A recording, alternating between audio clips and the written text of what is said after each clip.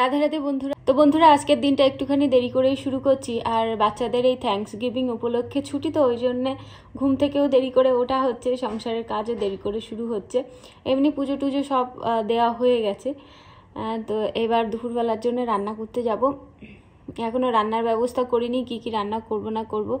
কালকে ওষুধটা খেয়ে আমার একটুখানি ব্যথাটা কমেছে। আজকেও দেখি সোনার বাবাকে বলবো, যদি ও বলে তাহলে আমি ওষুধ খাবো। আর কালকের থেকে আজকের ওয়েদারটা একটু ভালো, মানে ঠান্ডাটা কম, কিন্তু সুন্দর রোদ বেরিয়েছে, খুব সুন্দর রোদ বেরিয়েছে। আর থ্যাঙ্কস গিভিং উপলক্ষে বাচ্চাদের পড়তে যাওয়া বন্ধ, ওখানেও ছুটি। বেশ ভালো কটা দিন কাটাচ্ছি আমরা। কাল যেহেতু বিয়ে, আজ ভাবছি একটুখানি মাথায় হেনা করব, অনেক দিন হেনা করা হয়নি। তো হেনা কালকে রাত্রিবেলা গুলে রেখে দিয়েছিলাম।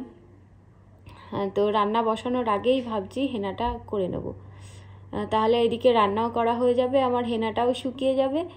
তারপর রান্নাবান্না হয়ে গেলে ভগবানের ভোগ নিবেদন করে চুলটাও ধুয়ে নেব। তো চল বন্ধুরা, নতুন একটা দিন, নতুন একটা ব্লগ আপনারা দেখতে থাকুন, আশা করি আপনাদের ভালো লাগবে। এই যে কালকে রাত্রিবেলা হেনা গুলিয়ে রেখে দিয়েছিলাম লোহার কড়াইয়ের মধ্যে। এই কড়াইটার মধ্যে রান্নাবান্না করি না, আগে করতাম। এখন শুধু এই যে হেনা যখন আমি চুলে মাখি তখনই হেনাটা ভিজিয়ে রেখে দিই। তো চলুন। আর এরকম চামচ কিন্তু আমার ঘরে অনেক রয়েছে, তো এই চামচটা এখন মানে হেনা গুলাতে ব্যবহার করছি। তো বন্ধুরা, আমার মাথায় হেনা করা হয়ে গেছে, আমি চলে এসেছি রান্নাঘরে। তো আজ রান্না করব, এই যে ধুন্দুলের খোসা ছাড়িয়ে নিয়েছি, ধুন্দুল দিয়ে আলু দিয়ে আর এই যে সোয়াবিন দিয়ে একটা সবজি রান্না করব। আর এই যে সোনা এখানে হচ্ছে বকফুল ছাড়িয়ে নিচ্ছে। সোনার বাবা বললো যে বকফুল দিয়ে আলু দিয়ে ভাজা করতে। প্রত্যেক দিন নাকি বড়া খাওয়া ভালো না শরীরের পক্ষে, আমিও ওর বাবাকে বলেছি। সোনা এখন বকফুলের ভিতরে যে শক্ত জিনিসটা থাকে ওটা ছাড়িয়ে দিচ্ছে। এই যে এতটা ছাড়িয়েছে, এখনও এতটা ছাড়াবে, ছাড়িয়ে দিচ্ছে। আর আমি এগুলো রান্না করব। এইগুলো রেখে দেবো, এইগুলো দেখছি একটু ভালো আছে, ফ্রিজে থাকতে থাকতে এরকম শুকিয়ে মতো গেছে। তো এইগুলোই রান্না করবো। এগুলো মানে ওর আগে এইগুলো তোলা হয়েছিল, ওই জন্য এইগুলো একটুখানি কি বলবো, একটু বেগুনি কালার হয়ে গেছে। রান্না করার পরে এমনি বেগুনি কালারই হয়ে যাবে। তো এইগুলো করতে থাক, ততক্ষণে আমি এখানে সবজি বানিয়ে নিই। তো বন্ধুরা দেখুন, সবজি থেকে কত জল বেরিয়েছে, আমি কিন্তু এক্সট্রা করে আর জল দিইনি। আর ধুন্দুল রান্না করার সময় জল দিতে হয় না, এর মধ্যে যা জল থাকে তাতেই রান্না হয়ে যায়। তো বন্ধুরা, দুপুরবেলা আমাদের খাওয়া দাওয়া কমপ্লিট হয়ে গেছে। আর আপনাদেরকে বলেছিলাম হেনা করব, তো হেনাও করা হয়ে গেছে।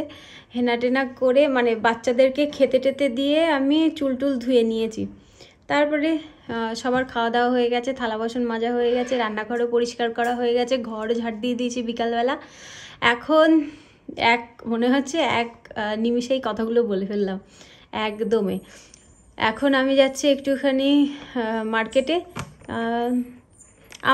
আমার দরকার নেই কিছু, কিন্তু দেখবেন শপিং করতে গেলে কিছু না কিছু কেনা হয়েও যায়। যতই বলি না কেন আমার কিছু লাগবে না, তো আমার দরকারে আমি যাচ্ছি না, তো অন্যের দরকারে আমি যাচ্ছি। তো একসঙ্গে গেলে বেশ ভালোই লাগে সবাই মিলে। তো চলুন যাওয়া যাক। আর ভাবছি ছেলে মেয়েকে নিয়ে যাব না, ওরা বাড়ি থাক। বাইরে ঠান্ডা আছে, তো এই ঠান্ডার মধ্যে আর ঘুরঘুর করতে হবে না। কালকে তো এমনি যেহেতু মন্দিরে যাব, মন্দিরে গেলে তো কালকে নাকি বৃষ্টিও হবে।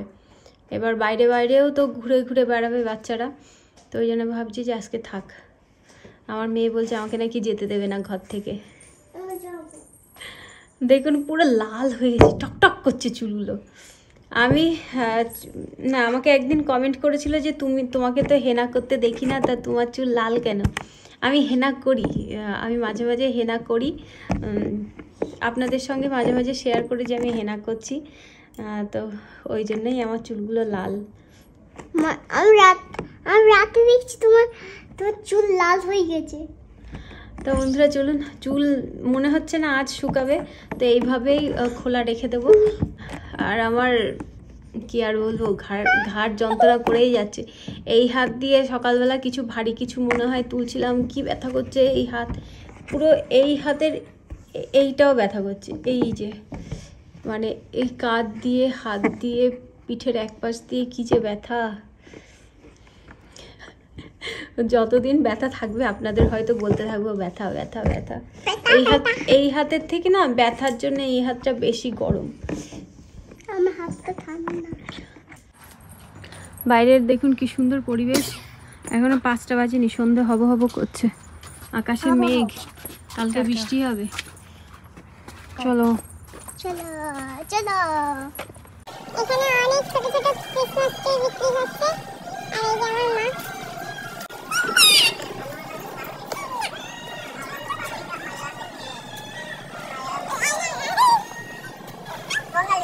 আপনাদেরকে বলেছিলাম আমার কিছু নেওয়ার নেই, কিন্তু সোনার বাবা আমাকে বলেছিল রান্নাঘরের জন্য পাপোশ কিনে নিয়ে আসতে।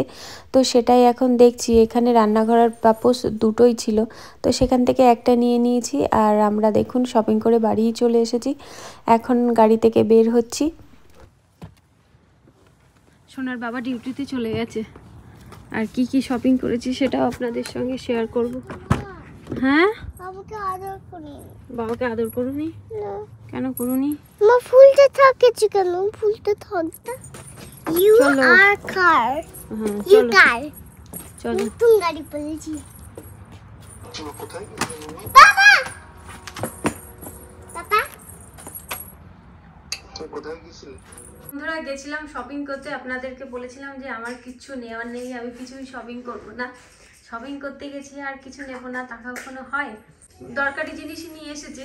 আমার রান্নাঘরের জন্য একটা ম্যাট নিয়ে এসেছি, এই যে এটা হালকা গ্রিন কালার, এই একটা ছিল আর ব্ল্যাক কালারের ছিল, তো ব্ল্যাক কালারেরটা নিয়ে এলাম না, এই কালারেরটা নিয়ে এসেছি। এটা হালকা গ্রিন, বোঝা যাচ্ছে? এগুলো খুব নরম, আপনারা জানেন সবার বাড়িতেই আছে, মানে বলার কিছুই নেই। আর আমার মেয়ের জন্য একটা কোমরে টোমনে যায় না, একটু এরকম সোয়েটার হলে, নরম নরম সোয়েটার হলে বেশ ভালো হয়। তো কোমরে মানে পড়তে পড়তে যায়, তো এরকম নরম সোয়েটার হলে ভালো হয়। ঠান্ডা পড়ছে তো, আর কয়দিন পরে আমাদের এখানে প্রচণ্ড ঠান্ডা পড়বে, তো ওই জন্য ভাবছি এরকম একটা থাকলে ওর সুবিধা হবে। তো এইরকম একটা প্যান্ট আর শুদ্ধ একটা সোয়েটার প্যান্ট নিয়ে এসেছি। ছেলের জন্য আজকে আর কিছু নিয়ে আসি না, কারণ কয়েকদিন আগে ছেলের জন্য জামা প্যান্ট অনেক কিনেছিলাম ওই জন্যে। আর আমার মেয়ে বাড়িতে পরার জন্য এই একটা নিয়ে এসেছি, নরম তুলো তুলো মতো, মানে ঠান্ডার সময় এগুলো আরাম পাবে পরলে। সঙ্গে আবার চুলের গার্ডারও দিয়েছে। আর আমার জলের কি বলবো, একটা কাপে করে জল খেতাম, সেই কাপটা ভেঙে গেছে।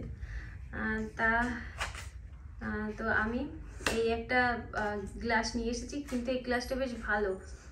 এইটার আবার কি বলুন তো, এটার মানে মুখ খোলা যায়, মানে আমি জল নিয়ে জল আটকে রাখতে পারবো। রাত্রিবেলা যখন জল পিপাসা পাই তখন পাশে গ্লাস নিয়ে শুই, না হলে প্লাস্টিকের বোতল নিয়ে জল নিই। তা আমার মনে হয় এরকম কাচের বোতলে জল নিলে আমার সুবিধা হবে। এই যে, আচ্ছা ঠিক আছে সব, এই যে এটা আমার। আর কয়েকদিন পরে, 2-3-4 দিন পরে হচ্ছে অয়ন্তিকার জন্মদিন, তো ভাবছি একেবারেই শপিং করে নিয়ে আসি, পরে আর যাব না। তো ওই জন্যে জন্মদিন মানে করবে না, কিন্তু তবুও বাড়ির মেয়ে বলে কথা, জন্মদিনে কিছু না কিছু তো গিফট দিতেই হয়।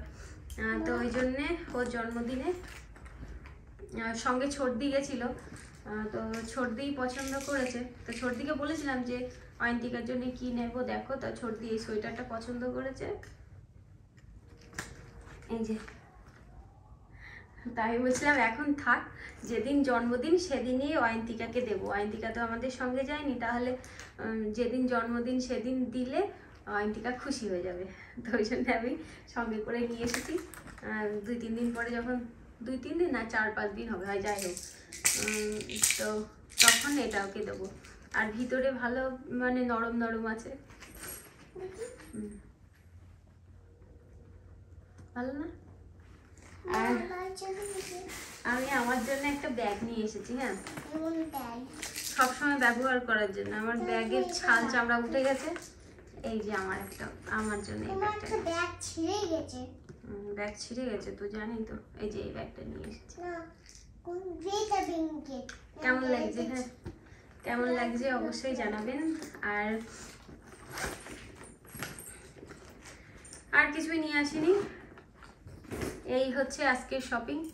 এবার কি বলবো, শপিং করছি আর মানে এত ব্যথা করছে। শপিং করতে যাওয়ার আগেই আমি একটুখানি ব্যথার ক্রিম লাগিয়ে নিয়ে গেছিলাম, ঘাট দিয়ে পিঠ দিয়ে লাগিয়ে নিয়ে তারপরে গেছিলাম। তবুও হাতে খুব ব্যথা করছিল। এই হাত দিয়ে কোনো কিছু পুশ করলে, ভারী কিছু তুললে না খুব ব্যথা করছে। এবার রাত্রিবেলার জন্য রান্না করব, ভাবছি কি রান্না করব। তো বন্ধুরা, আবারও চলে এসেছি গোলা রুটি তৈরি করতে। দুধ দিয়ে ব্যাটারটা গুলে নিয়েছি আর এর মধ্যে জোয়ান দিয়েছি। এই প্রথম জোয়ান দিলাম, দেখছি যে কেমন লাগে। আজওয়ান। আর এই যে বাটার নিয়ে নিয়েছি, বাটারটা এবার প্যানের মধ্যে দিয়ে দিলাম। আর এটা হচ্ছে আমার লোহার কড়াই, অনেক বছর পুরনো। এই কড়াইটাতে রান্না করতে বেশ ভালোই লাগে। একদম পুরো ননস্টিক হয়ে গেছে লোহার কড়াইটা রান্না করতে করতে। আপনারা বলতে পারেন যে এত ঘন ঘন গোলা রুটি খায় এরা, কী করবো বলুন। আমার মেয়ে এই গোলা রুটিটা খেতে বেশ ভালোই বাসে। আপাতত ভালোবাসছে, জানি না পরে আবার কি হবে, কারণ বাচ্চাদের স্বাদ চেঞ্জ হয় বড় হওয়ার সঙ্গে সঙ্গে। এবার ওরা যেটা ভালোবাসে সেটাই তো রান্না করতে হবে বলুন।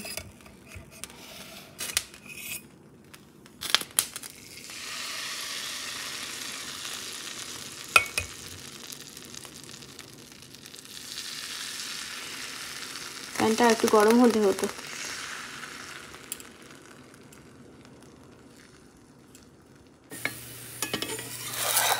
এক পাশ হয়ে গেছে, উল্টে দিচ্ছি। তো এইভাবেই সব রুটিগুলো তৈরি করে নেব।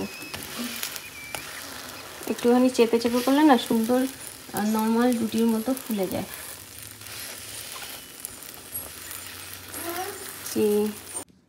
তো বন্ধুরা, বিয়েতে যে গিফটটা দেব সেটা এখন এই সুন্দর কাগজ দিয়ে র্যাপ করে দেব। তো সোনার বাবা বাড়িতে থাকলে হয়তো ওই করতো, আমি কখনো আগে করিনি। দেখি যেমন পারি তেমনই করব, করার চেষ্টা করবো। আমি আগে কখনো এরকমভাবে র্যাপ করিনি। কাগজটা কেমন লেগেছে আপনারা জানাবেন। আমার কাছে কিন্তু কাগজটা বেশ ভালোই লেগেছে। যাই হোক, কাজটা শুরু করি। রাত্রিবেলা খাওয়া দাওয়ার পর চুল বেঁধে অন্য কাজগুলো করে নিয়েছি। তারপরে দেখুন যে গিফটটা কিনে নিয়ে এসেছিলাম বিয়েবাড়ি দেবো বলে, তো সেটা এখন সুন্দর করে প্যাকিং করার চেষ্টা করছি। আর এটা মানে প্যাকিং করতে আমার ছেলে আমাকে সাহায্য করছে, কারণ আমি ভারী জিনিস মানে উঁচু করে তুলতে পারছি না। ওই জন্যই সোনা আমাকে হেল্প করে দিচ্ছে। কী করে যে প্যাকিংটা করব সেটাই বুঝতে পারছি না। ইন্ডিয়াতে আমরা যখন গিফট কিনে নিয়ে আসতাম তখন কিন্তু দোকান থেকেই আমাদের প্যাকিং করে দিত, ওই জন্যেই প্যাকিং করা হয়নি কখনো। তবুও আমি আমার মতন প্যাকিং করার চেষ্টা করছি। যখন প্যাকিং করা হয়ে গেছে তখন আমার ছেলে বলছে, মা তুমি আগে কখনো এরকম করেছো? আমি বলছি না, আগে কখনো করিনি। তা বলছে ভালো হয়েছে। তাই বলছি, মানে ওর ভালো লেগেছে আমার প্যাকিং করাটা। আর পিছনের দিকে মানে সোফার কাছে আশেপাশে মানে আপনারা ইগনোর করবেন, কারণ বুঝতেই পাচ্ছেন বাড়িতে দুটো বাচ্চা বলতে আমার ছেলে অত মানে অত খেলনা নিয়ে খেলা করে না। যেহেতু আমার মেয়ে ছোট, খেলনা নিয়ে খেলা করে, ওই জন্য ঘরের মধ্যে একটু খেলনা ছড়ানো দেখতে পাবেন। কিন্তু ঘুমাতে যাওয়ার আগে এগুলো আমি গুছিয়ে নেব। এই যে আমার মেয়ে আবার দেখতে এসেছে আমি কি করছি। তারপরে দেখুন ও ওর মতন করে খেলা করছে। মানে কোথাও যাওয়ার আগে অনেক তাড়াহুড়ো লাগে, তো ভাবছি আজকেই করে রেখে দিই, তাহলে একটা কাজ কমপ্লিট হয়ে থাকবে। তো আপনাদের কেমন লাগলো এই ফার্স্ট টাইম আমি কোনো এরকম ভাবে প্যাকিং করলাম? আরো সুন্দরভাবে করা যায়, কিন্তু আমি যেহেতু জানি না ওই জন্য আর করতে পারিনি। এই আর কি। সাইজগুলো দেখো। হ্যাঁ, সাইজ ওই তো দেখতেই তো পাচ্ছেন। তো বন্ধুরা চলুন তাহলে আজকের মতো ভিডিওটা এই পর্যন্তই। দেখা হবে নতুন ভিডিওতে। আপনারা সবাই সুস্থ থাকবেন, ভালো থাকবেন। আর কালকে আপনাদের সঙ্গে দেখা হবে বিয়ে বাড়িতে। Bye bye.